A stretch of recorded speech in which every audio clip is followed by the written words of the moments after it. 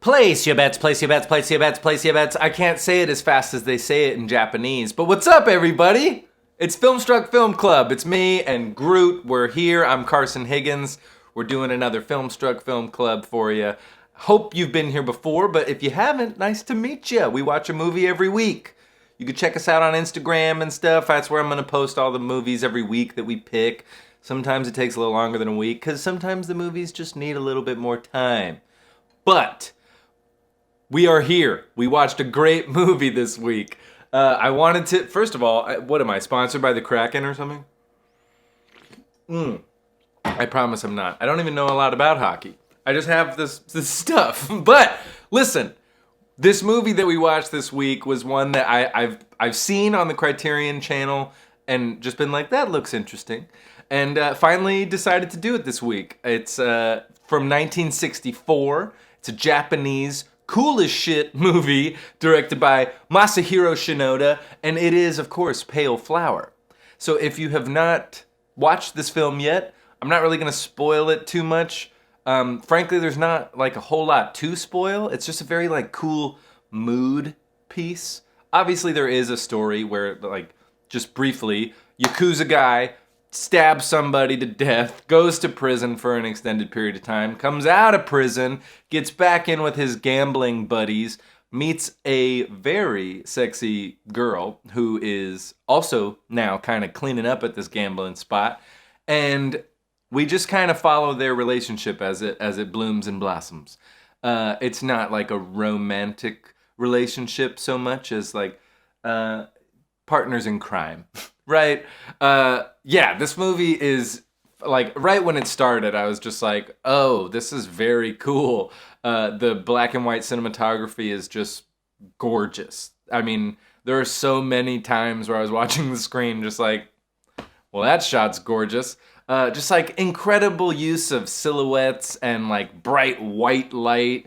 There's a really cool kind of, like, dream sequence that's shot with like a very surreal, almost psychedelic sort of vibe, and there's just kind of this, I don't know, this might be the wrong way to articulate it, but there's like a very American gangster movie vibe to this. It almost feels like it's made by like Cassavetes or something, or like an early Scorsese even. Like there's just that level of kind of like underground criminal coolness. It's not all just happening in the camera. Obviously, like I said, there is this stunning cinematography and two gorgeous lead characters. The girl, by the way, her name is Saiko, and it's not lost on anyone that her name is Saiko, and they kind of think she's crazy, or at least mysterious enough to be dangerous. And she does have a level of danger. Our hero character, who's also, a bit of an anti-hero, but he's, what's his name? It was difficult because, tell me if this happened to you, but I'd be listening, right? And the name they would call him was not the name that I was reading. The name that I would read was Muraki, or Murakai. But whenever I would try to listen to them say his name, they were always saying something else. So maybe someone who speaks Japanese can clear that up for me, but Ryo Ikibe, I hope I'm saying that guy's name right, because he's very cool in this movie. He reminded me of like Alain Delon in Le Samurai or something, just like this, cigarette, sunglasses, dope suit, doesn't have to say a whole lot. But yeah, these gambling sequences, holy shit. I don't know if you've seen the movie Rounders, but that's kind of like my favorite like gambling movie. I'm sure there's more that I need to see, and that's just the one that comes up for me. But even like Uncut Gems a little bit. There's this real pace and rhythm to these gambling sequences. I'm not sure what the game is that they're playing, and the game itself does kind of change a little bit. But like I started this video with, the guy who's like running it's a couple different guys, I think, but whenever someone's running the game, that sort of like auctioneer, fast pace, place your bets, it really creates this like cool rhythm. And then there's that sound of the clacking cards that almost sound like chips clacking together. and how all of that sound just kind of drifts into this really weird dissonant score. It's like I was just really kind of struck immediately by how cool the movie is. I mean, I'm gonna overuse that word today, but it's just a very cool fucking movie. Couple little things. It's got a 90% on Rotten Tomatoes. You know, not a whole lot of reviews, but the ones that are there seem to be positive. Yeah, I'm obsessed with the actress who played Saiko. I might say this wrong, but her name is Mariko Kaga, and I don't know how old she is in this movie. She could be like 16, she could be 25. I have no idea, but she's just got this like French new wave chick vibe to her, which I guess, you know, Japanese new wave. I'm still learning myself. I don't necessarily know all the things that differentiate all the various new waves. But yeah, this one just had that like independent spirit. Shout out to the Independent Spirit Awards.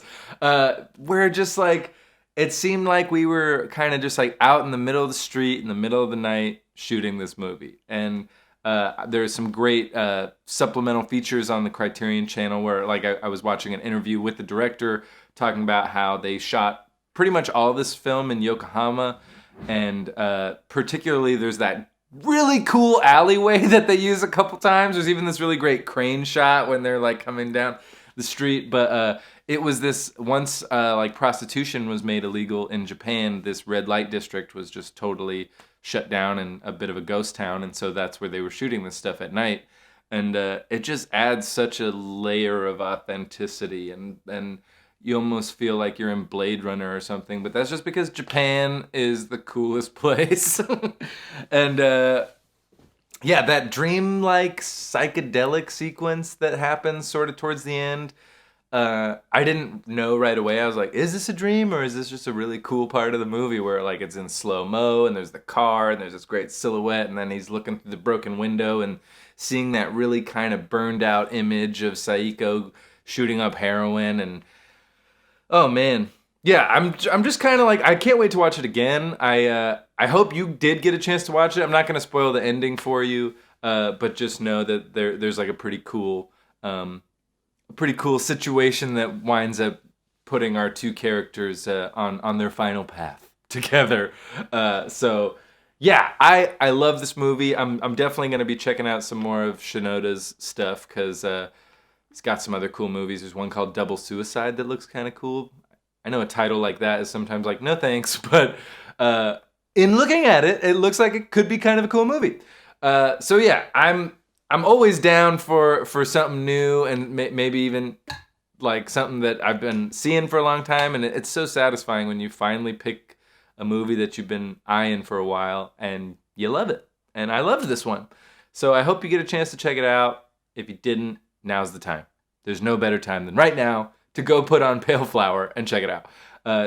Yeah, I got nothing else to say other than I love you guys. Make sure to follow us at Filmstruck Film Club so that you can keep up with all the picks that we're doing every week. Groot and I are going to be watching these movies. Feel free to hit us up in the comments. Let us know what you thought of the movie, or if you just hated one of my hot takes or something.